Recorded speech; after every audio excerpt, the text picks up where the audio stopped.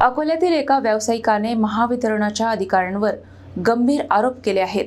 अधिकृत ईमेलचा गैरवापर करून खोटी माहिती पाठवत टेंडर प्रक्रियेतून अपात्र ठरवण्यात आल्याचा दावा करत सायबर चौकशी आणि FIRची मागणी करण्यात आली आहे. अकोला येथील अर्णव इलेक्ट्रिकलचे संचालक गणेश सारसे यांनी महावितरणच्या काही अधिकाऱ्यांविरोधात गंभीर आरोप करत तक्रार दाखल केली आहे. अधिकृत ईमेलचा गैरवापर करून आपले व्यावसायिक आणि आर्थिक नुकसान करण्यासाठी कट कारस्थान रचल्याचा आरोप त्यांनी केला आहे. तक्रारीनुसार महावितरण अकोला शहर विभागाच्या अधिकृत ईमेल ID वरून नाशिक मंडळ कार्यालयाअंतर्गत विविध विभागांना चुकीची आणि दिशाभूल करणारी माहिती पाठवण्यात आली. या ईमेलच्या आधारे कळवण विभागाने संबंधित व्यावसायिकाला टेंडर प्रक्रियेतून अपात्र ठरवले असल्याचे समोर आले आहे. विशेष म्हणजे संबंधित ईमेल पाठविल्याचा प्रथम इन्कार करण्यात आला. मात्र मुख्य अभियंत्याकडे तक्रार केल्यानंतर संबंधित कार्यालयाकडून खुलासा पत्र पाठविण्यात आल्याचा दावा अर्जदाराने केला आहे. या संपूर्ण प्रकारामुळे आपला व्यवसाय आणि उपजीविकेवर परिणाम झाल्याचे सांगत या प्रकरणाची सायबर गुन्हे शाखेमार्फत चौकशी करून दोषींवर गुन्हा दाखल करण्याची मागणी करण्यात आली आहे. दरम्यान या आरोपांमुळे महावितरण विभागात खळबळ उडाली असून प्रकरणाकडे आता सर्वांचे लक्ष लागले आहे.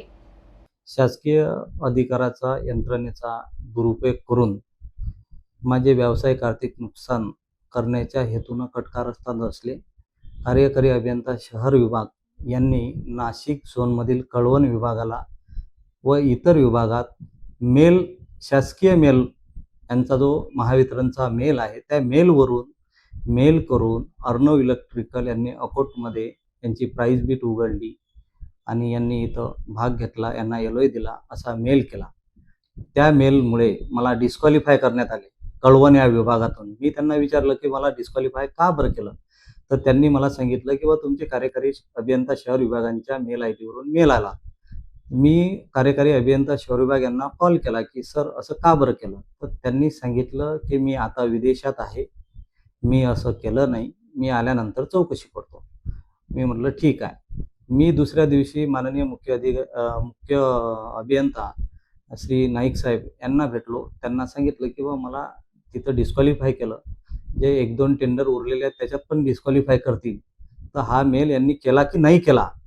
तर त्यांनी ज्यांच्या इकडे चार्ज होता त्यांना विचारलं की तुम्ही हा मेल केला का, तर त्यांनी सांगितलं आम्ही हा मेल केलेला नाही. त्यांच्या शासकीय ID वरून मेल केला नाही तर मग मेल केला कोणी? मेल डिलीट केला.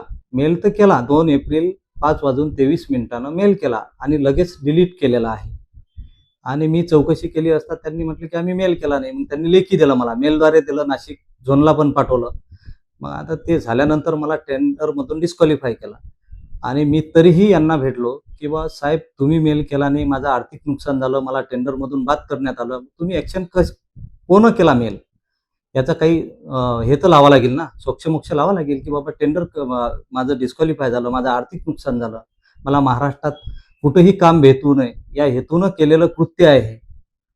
असं का बरं? तर त्यांनी अजूनही FIR केला नाही. तर म्हणून मी पोलीस अधीक्षक साहेबांना भेटलो, त्यांना सर्व माझं म्हणणं सांगितलं आणि मी हे सर्व जे आहे लेखी स्वरूपात जे आहेत माझं टेंडर नंबर, टेंडर डॉक्युमेंट सर्व दिले आणि मला पूर्ण विश्वास आहे माझ्यावर झालेला अन्याय हे पोलीस अधीक्षक साहेब स्वतः लक्ष घालतील व तसेच या विभागाचे ऊर्जा मंत्री माननीय राज्याचे कर्तव्यदक्ष मुख्यमंत्री हे याच्यामध्ये लक्ष घालून मला न्याय देतील अशी मी त्यांच्याकडून पण अपेक्षा व्यक्त करतो. आणि झालेलं हे कृत्य अतिशय निंदनीय आणि कोणाला काम भेटू नये या हेतून रचलेल्या कटकारस्थान आहे आणि यामध्ये जोही दोषी आढळला त्याच्यावर गुन्हे दाखल करून त्यांना अटक करण्यात यावी ही माझी नम्र विनंती आहे.